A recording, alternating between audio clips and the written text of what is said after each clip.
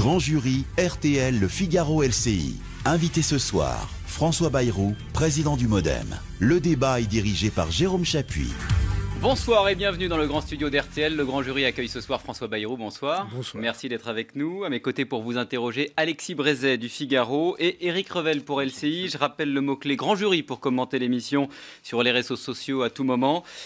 François Bayrou, demain, le Congrès américain commence à débattre d'une intervention en Syrie. Le Pentagone laisse filtrer aujourd'hui des plans d'attaque qui seraient beaucoup plus importants que ce qui avait déjà été dit contre le régime de Bachar el-Assad. La position de la France a légèrement évolué ces dernières heures, puisque François Hollande s'engage maintenant à attendre le rapport des inspecteurs de l'ONU sur les armes chimiques avant toute éventuelle intervention militaire. Est-ce que c'est une bonne chose, selon vous, cette attente ? La question qu'il faut se poser, c'est le fond. Quelle est l'orientation de fond ? Et vous le savez, le jugement qui est le mien sur l'orientation de la France, c'est-à-dire on va punir, entre guillemets, ce qui est un mot qui appartient d'ailleurs à un vocabulaire un peu surprenant. François Hollande l'a répété hier, il faut oui, punir Bachar el-Assad. J'ai entendu, c'est pourquoi je le cite. L'intervention de la France pour aller intervenir militairement pour punir Bachar el-Assad, selon moi, est une erreur. C'est une orientation dangereuse pour notre pays et qui est, je crois, trop... comment dirais-je, pas assez réfléchi, trop irréfléchi par rapport aux conséquences et aux causes. François Hollande est allé trop vite dans son soutien aux Américains ? En tout cas, il a choisi une orientation qui n'était pas celle de la France. Je veux vous rappeler simplement que nous sommes un certain nombre à avoir soutenu avec beaucoup d'enthousiasme et de force deux opérations, ou deux décisions. Première décision que nous avons soutenue, celle du Mali. Parce que c'était une intervention dans l'urgence pour sauver un État menacé d'être renversé et où le pouvoir serait pris par des islamistes. Et deuxième orientation, nous avons soutenu avec beaucoup de force Jacques Chirac, même si des voix s'élevaient pour dire le contraire. Nous avons soutenu Jacques Chirac lorsqu'il a refusé d'intervenir en Irak. Sommes-nous plus proches de la situation au Mali ou de la situation en Irak ? Pour moi, il n'y a aucune hésitation. C'est de la situation en Irak que nous sommes le plus proches. Et je considère que ce changement de pied de la France par rapport à un choix fondamental dont nous allons parler un peu plus longuement, est selon moi, inquiétant. Mais vous récusez l'objectif de punition. Mais il n'y a pas que la punition. On a vu dans le discours de François Hollande un autre concept apparaître, c'est celui d'empêcher une prolifération. Si on ne fait rien, ça n'empêcherait pas l'utilisation ailleurs d'armes chimiques ou en Iran de l'arme nucléaire. Alexis Donc il faut intervenir pour empêcher autre chose. Je connais bien l'argument, je l'ai entendu beaucoup au moment de la guerre en Irak. Au moment de la guerre en Irak aussi, il y avait l'utilisation de ces armes. Et même à cette époque-là, c'était prouvé. Puisque vous vous souvenez qu'il y avait un personnage funeste qui s'appelait Halil Chimik, qui était le beau-frère de Saddam Hussein. Cependant, Jacques Chirac a dit... Attention, la France ne peut pas s'engager de cette manière et entrer dans une situation c'est une situation de renversement de ce régime. Jacques Chirac avait raison. Et aujourd'hui, je crois que tout le monde le dit, y compris aux États-Unis. Eh bien, de la même manière, je pense qu'il faudrait que nous y réfléchissions à deux fois avant de faire ce que nous allons faire, c'est-à-dire ce qui est très, comment dirais-je, au premier abord... paraît une décision avec de la signification, mais qui va être extrêmement dangereuse. On va donner un coup de pied dans un nid de guêpe. François Bayrou. Et quand vous donnez un coup de pied dans un nid de guêpe, vous devez vous inquiéter pour la suite. Or, on ne pose pas la question de la suite. Alors, j'ai relu avec beaucoup d'attention la lettre ouverte que vous avez adressée à François Hollande il y a une dizaine de jours maintenant. Et dans le corps de ce texte, vous mettez en avant une solution. Vous dites qu'il faut préférer le tribunal pénal international finalement aux actions, au lancement de missiles. Il faut préférer... Je ne vais donc pas poser ma question, pardonnez-moi. Comment imaginez-vous qu'on puisse utiliser, dans la situation actuelle, le tribunal pénal international pour y mettre qui devant les juges internationaux et comment on extrait les personnes que vous souhaiteriez y mettre? Les auteurs de ce massacre, dont on ne sait toujours pas qui ils sont. Vous n'êtes pas sûr que c'est Je lis avec Bachar al-Assad. beaucoup d'attention tout ce qui est écrit sur ce sujet, et j'ai une preuve que je considère comme absolue. Si les preuves avaient existé, les États-Unis disent qu'ils en ont. Je suis absolument sûr que David Cameron les aurait Mais les services secrets français aussi en ont présenté. Vous ne faites pas confiance aux services secrets français? Écoutez, moi, de ce que j'entends, alors peut-être ce n'est pas des déclarations publiques, de ce que j'entends, de ce que rapportent tous ceux qui ont discuté avec les responsables du gouvernement, le moins qu'on en puisse dire, c'est qu'on ne leur a pas présenté des preuves certaines. Lorsque Bachar el-Assad dit ce soir, pour la première fois d'ailleurs, que ce n'est pas lui l'auteur de ces attaques chimiques, vous pensez qu'il peut avoir raison? Ça serait l'opposition d'abord, qui l'aurait fait? Je ne veux pas prendre la défense de Bachar el-Assad. Je dois vous rappeler que j'étais, je crois, le seul homme politique français à m'être opposé avec force à la venue de Bachar el-Assad lorsque Nicolas Sarkozy l'a invité à présider à côté de lui le défilé du 14 juillet, fête nationale française. Et moi qui avais en mémoire les morts du Drakkar, dont un grand nombre étaient à Pau, et la mémoire de Louis Delamarre, qui était un ami, qui était ambassadeur de France au Liban, je n'ai pas aimé cette exhibition. Donc je ne prends pas la défense de Bachar el-Assad. Mais on a tout de même le droit de s'interroger sur la logique qu'il y aurait avoir une attaque chimique à 3 kilomètres de l'hôtel où les inspecteurs de l'ONU viennent d'arriver la veille. Comme je ne crois pas beaucoup au hasard, je m'interroge sur ce point. En tout état de cause, je pense qu'il est... pour moi, il y a un manque de preuves évident et il est tout à fait possible qu'il y ait des manipulations à l'intérieur du régime.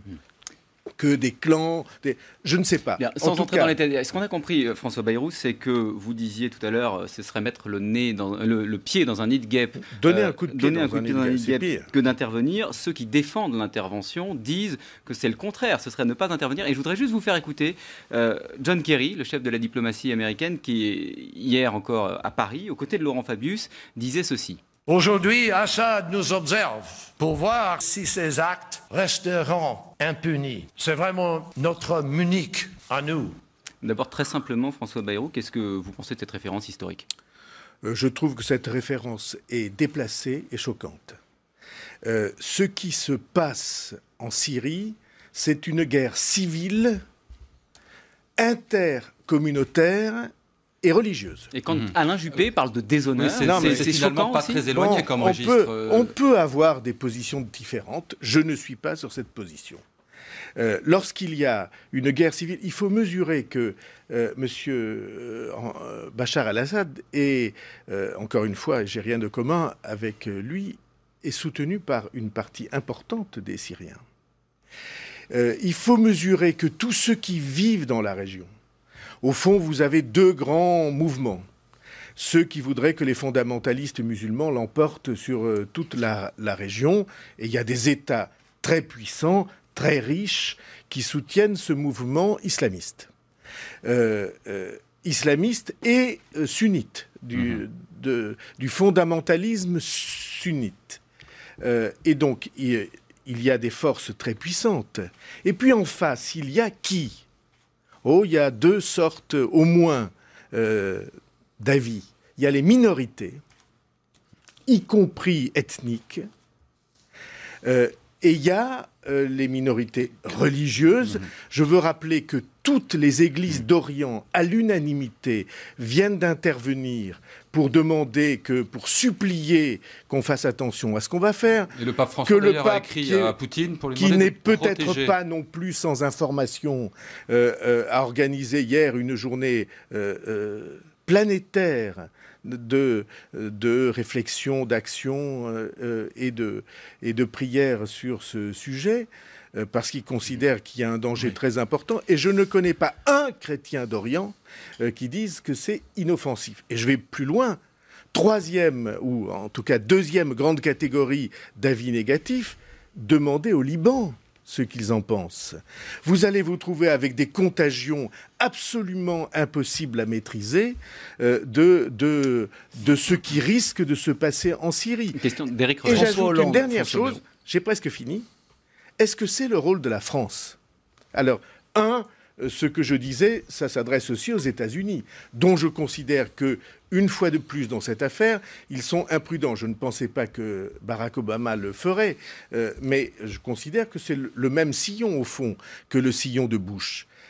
Et donc, ça, c'est le premier point. Mais la France... Barack Obama creuse le même sillon que le sillon de Bush. Vous voyez bien, en ce moment, le vocabulaire... Alors, il est vrai que la France a changé, de ce point de vue-là, d'attitude. Mais est-ce que c'est le rôle de la France ?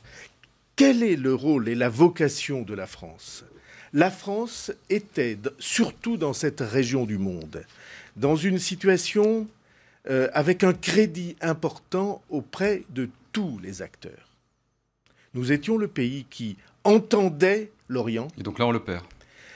Qui comprenait sa complexité, qui était capable de parler avec tout le monde pour que progressent les solutions politique, négociée et de respect des principes. Donc je vais vous interrompre pour essayer qu'était la France. Éric Revel. Et je trouve qu'il est dommage, immédiate sur ce sujet historique, qu'on gâche ce crédit. Donc on a vu que François Hollande attendait maintenant l'enquête des inspecteurs de l'ONU pour éventuellement engager... Il attend surtout la décision du Congrès américain. Engager notre pays dans une phase peut-être militaire. Ma question est très simple. Est-ce qu'il faut prendre le temps qu'il nous reste avant cette remise d'enquête? Est-ce que la France devrait tendre la main davantage à la Russie et essayer d'avoir plus de liens diplomatiques, plus de discussions diplomatiques pour peut-être, si le Congrès américain ne votait pas oui à l'intervention américaine, se trouver une porte de sortie, disons, plus honorable? C'est pas se trouver une porte de sortie. Voyez-vous, beaucoup de gens disent la France est seule. Et accuse François Hollande d'avoir rendu la France solitaire dans cette action. Mais moi, c'est pas ça qui me gêne. Ça ne m'a jamais gêné que la France soit seule. Quand la France défend des principes que je considère justes, profonds, fondés, ça ne me dérange pas du tout que la France soit seule. D'un mot sur François Hollande. Hollande, attendez. Deuxièmement, est-ce qu'il faut parler à d'autres qu'aux Américains ? Eh bien, j'ai toujours pensé, je parle devant un ancien ministre des Affaires étrangères qui est là, j'ai toujours pensé qu'il s'occupe d'une action formidable qui est United. J'ai toujours pensé que le rôle de la France, sa vocation, sa grandeur, sa chance historique, c'est d'être non aligné. Le rôle de la France n'est pas d'être le petit frère du grand frère. François Hollande, le rôle de la France, c'est de défendre François Hollande, de ce point de vue-là, vous déçoit ? Un point de vue original et fondé. Est-ce que François Hollande, pour reprendre la dernière phrase de la lettre que je citais tout à l'heure, une certaine idée de la France qui ne s'aligne pas, d'ailleurs très gaullien, très gaulliste, cette dernière phrase de François Bayrou adressée à François Hollande. C'est ça, la France. Est-ce que vous êtes déçu par l'attentisme de François Hollande et par la recherche de ce que moi j'appelle la tentative de trouver une porte de sortie à cette grande difficulté dans laquelle le pays semble se trouver aujourd'hui? Sur ce point, je n'éprouve pas du tout un sentiment de déception, j'éprouve un sentiment de désaccord. Entre responsables politiques, il peut y avoir des moments de déception, peut-être on aura l'occasion d'en rencontrer d'autres au cours de cet entretien.